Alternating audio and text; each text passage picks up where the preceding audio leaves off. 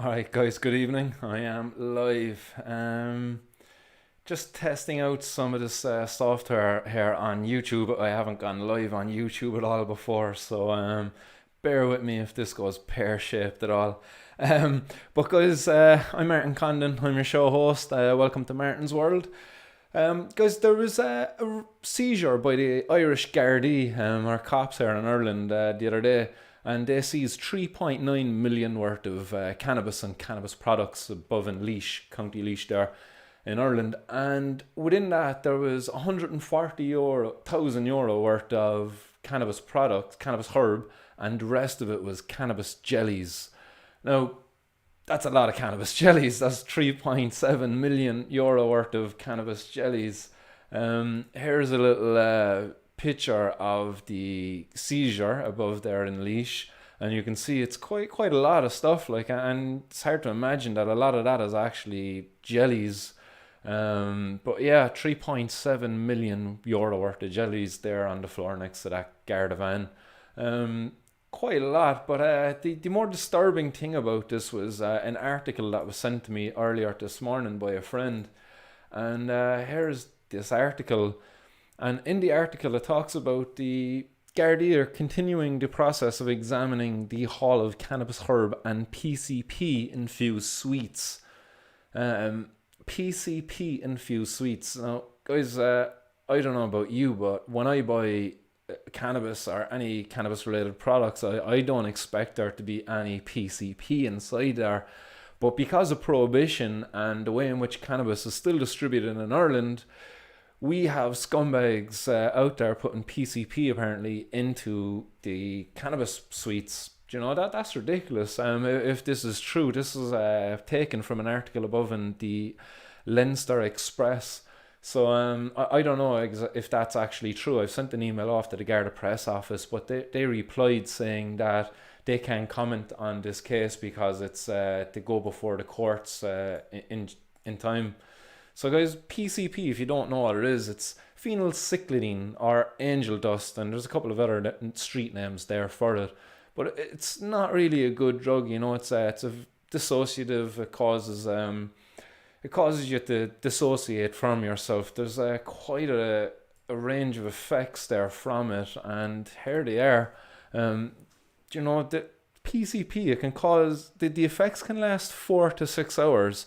So when you eat a cannabis edible and you think you're just going to get a little bit high and you're going to relax maybe and kind of melt into the couch, but you find yourself feeling detached and confused, and you start getting anxious, and get feelings of impending doom are quite common. And people then can, with the right dosage, can go into severe hallucinations and become very violent towards those around them.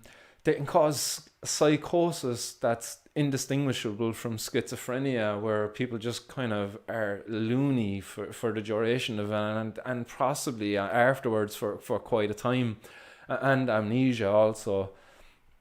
And if you do a quick Google search, actually, you'll find a lot of articles there when you do man on PCP, and what you get back. It's kind of scary at times. One of the articles I got back was a guy, a rapper, by the name of Big Lurch was his rapper name.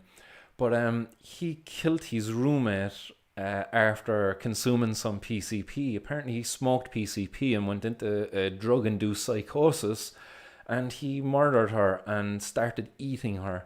Like, that's mad. Imagine if somebody got some of those jellies and this kind of happened on the streets of Cork or Dublin or anywhere across Ireland, really, because that's where these jellies were destined. It was to the streets of Cork or Ireland or wherever, you know, anywhere across the island of Ireland. But, you know, the audience, the people who those jellies are targeting, then you'd imagine they're much younger people. You know, when you think of jellies, like, you're not thinking of people in their 30s and 40s, you know, you're thinking of people in their teens and their 20s, you know, the younger generation, and the people who are more vulnerable to these kind of things. As I said, if you're not expecting the effects of PCP, and you and they start coming on, you know, that can be quite Oh, sorry, I might have lost you there actually. Hopefully I'm still going. Don't know what happened there. Sorry. But yeah, as I say, like that can be very distressing if you're not expecting those effects to be coming on, and they come on you. You know that's scary, and to having these hallucinations and things. You know, I've eaten some strong doses of edibles before, and I don't think I've ever really hallucinated as such, at least not really bad hallucinations. And I certainly didn't have amnesia, you know, like short-term memory loss maybe, but definitely not amnesia. And I definitely never woke up after eating some edibles and found myself at a murder scene. But that was that potential was there if those cannabis jellies found their way to the streets. And in light of that, you know, it's our government, our policymakers, really, who are responsible for this thing, because it's been before and before where they had the opportunity to legalize and regulate the cannabis market in Ireland, and they didn't. They dropped the ball many times, and here we have it, where criminals like imagine like how much drugs are making it to the streets every day. You know, like this is just one seizure as part of an operation where they were following people and what have you. Like, but imagine like the volume of drugs, the cannabis that's traded on the streets. You know, this is one seizure apparently at a street value of almost €4 million. Slap 23% tax onto that there, like, you know, that's quite a bit of money. You know, that's almost a million euro, is it? Yeah, almost €1 million, €800,000 or thereabouts. So quite a large, substantial piece of money there, like just from that one seizure. But imagine how many of these deliveries, how many of these packages get to the street, to the people, you know, and get sold.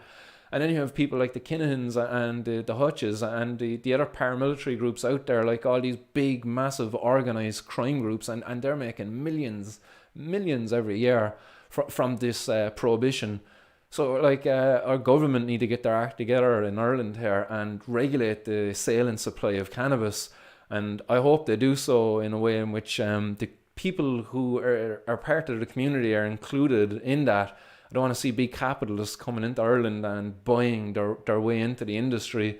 I'd like to see more small, community-orientated cannabis grow collectives set up across Ireland, where the consumer is at the heart of the operation and not profit, you know.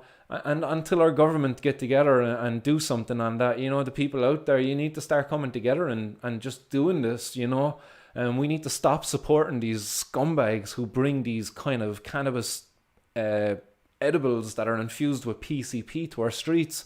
We need to stop supporting that, you know.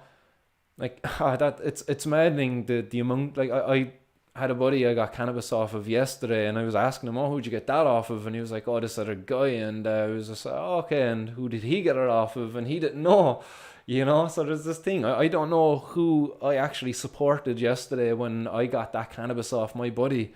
You know, I could have been supporting some of these scumbags out there. It's very hard to know your source. So calling on people to start coming together and start to form these little cannabis grow collectives, non-profit orientated groups where the consumer is at the forefront of the group's focus. So guys, thanks very much for listening to me here this evening. I'm going to sign off here now. So you've been listening to Martin's World. This is Martin Condon.